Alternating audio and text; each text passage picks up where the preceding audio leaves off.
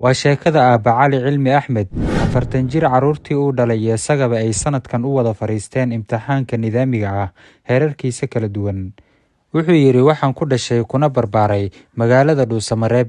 Waxaan ka dhashay qoys xoolo dhaqato ah oo aan xoog u ahaa. Baadiyaha ayaan ku bartay quraanka, akhriska iyo qoraalka af Soomaaliga, kuna raacan jiray cilmiga xalaqooyinka oo aan si fiican ugu bartay diinta iyo af Carabiga.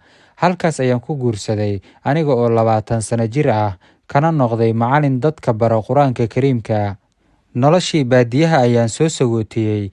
Waxaan u soo guuray deegaanka Gadoon oo 40 kiiloomitir bari uga beegan magaalada Dhuusamareeb. Gadoon ayaan ku dhigtay koorso 1 sano ah oo aan ku bartay dawooyinka iyo gargaarka degdega First Aid. Kadibna waxaan helay fursad aan kula shaqeeyo dhakhtar xarun caafimaad ku lahaa Gadoon. Koorsadii aan ka dhigtay iyo baraatikadii aan xaruntaas ka helay waxay igu abuureen baahi aqooneed oo igu dhalisay inaan sii baadigoobo cilmiga caafimaadka. Waxaan ogaaday in waxbarashada nidaamiga ah ay furo u tahay aqoonta maadiga ah. Kadibna waxaan iska qoray iskuul aan ka bilaabay dugsiga hoose. Waxaan aabbe u ahay 15 carruur ah. Ilaahay ha u daystee. Waxbarashada ayaan kula dadaalaa ayuu yidhi, oo dugsi quraan iyo iskuul ayay ku kala jiraan. Aniguna hadda iskuulka ayaan sii sagootinayaa oo maanta ayaan u fariistay imtixaanka fasalka 12aad. Waxaa farxad gaara ii leh inaan maanta imtixaanka u wada fariisanay gabar aan dhalay. Isbuucii horena waxaa imtixaanka shahaadiga ee fasalka 8aad u fariistay 3 ka mid ah carruurtayda.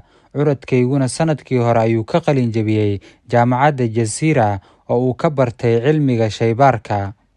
Cilmiga lagama gaboobo. In aan weyninka ku bilaabay waxbarashada maadiga ah waxay aqoonta iigu yeeshay dhadhan gaar ah.